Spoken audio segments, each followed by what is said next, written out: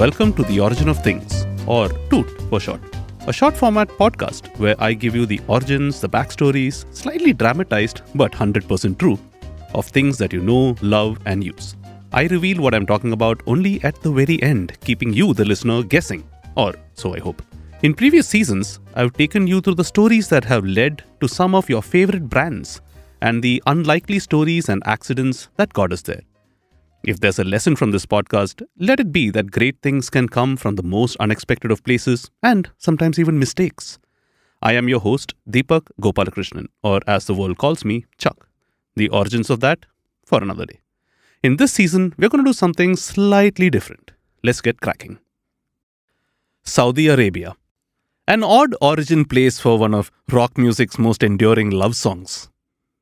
Our story starts in Al-Aflaj, an unremarkable province near Riyadh. Why, his Wikipedia page has all of 159 words and it's featured in no news, save something about irrigation projects. However, it is here that someone fell in love. Madly in love. That someone who fell madly in love was Qays. Qays. Qays ibn al-Mullawa. He fell in love at a young age. And unlike many others who might have gone off and done something reckless, Qays channeled his passion into poetry. Yes, driven by love, Qays composed poem after poem about his love, such as the poignant "If I Had Two Hearts." Ah, the things one does when in love. Madly in love. In fact, so madly did Qays behave when around his beloved that others thought he had gone mad, sitting and mooning over this girl who happened to be his cousin no less, and wasting all his time writing sappy poetry. They didn't just say he was madly in love, they said he was actually mad. So much so that the parents of his object of desire thought he was actually mentally unstable and quickly had their daughter married off to a more appropriate suitor. Needless to say, this only exacerbated things for Qays, who ran off and hid in the jungle. His erstwhile love, in the meantime, refused to consummate her marriage to whoever she was married off to. There are even rumors that she came back to look for Qays, finding him in the jungle and feeding him, seeing him befriended by wild animals who actually took care of him. Alas, there was no happy ending here. His beloved would eventually fall ill and die. When news of this reached an already heartbroken Qays, he would find the grave of his cousin and die next to it. Strangely, the couple that could never be together in life were together at least in death. News of this tragedy would travel far and wide. There have been many retellings of this and several claimants to the story. Why, if you travel to the remote village of Binjaur in Rajasthan, at the border between India and Pakistan, there is a small mausoleum which locals claim is where Qays and his lover are actually buried after running away from their families eastwards. To this day, it attracts several curious tourists. The story would travel westwards as well. A man called Abdul Qadir as-Sufi would bring the story to faraway England, where he would eventually show the story to a friend, a man simply called Derek. Derek went through the story and was deeply moved by the story of Qays and his love. It hit home too because he at that moment was in love. Yes, madly in love.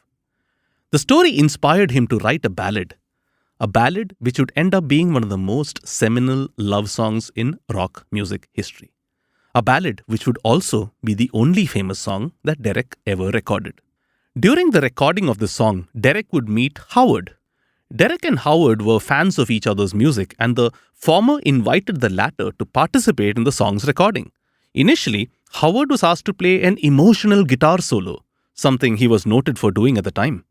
But he heard the song structure and added something to the beginning, saying, "Hey, what if we just do this here?" And he played 7 notes. 7 notes that transformed Derek's ballad into one of the most identifiable rock songs of all time. 7 notes that elevated it from being a good song to one destined to be conferred legend status. Indeed, it would go on to be hailed the 27th greatest song of all time by Rolling Stone magazine. Again, the only song of note that Derek ever recorded. And to think it started in the most unlikely of places, a remote village in Saudi Arabia. Well, Now comes the time, as you know, in every episode of The Origin of Things, to separate fact from fiction. I often say that this show is entirely based on fact, if slightly dramatized fact.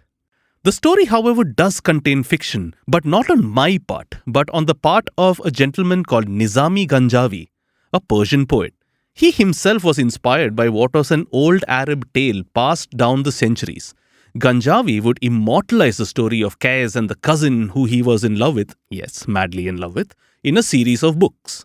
One such book travelled to England with Abdul Qadir as-Sufi, who then handed the book over to his friend Derek. Now, both these names are not their birth names. Abdul Qadir as-Sufi was born Ian Dallas, and he would later convert to Islam.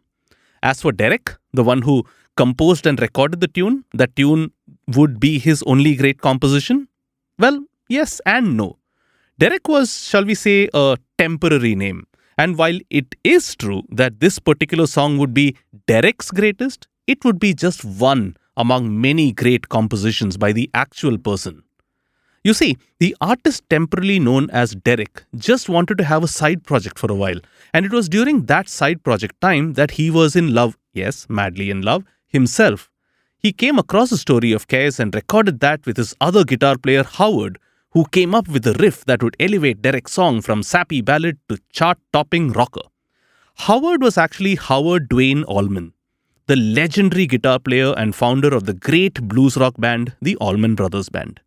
He happened to be in the same studio where Derek and his bandmates were recording that day and was invited to join in.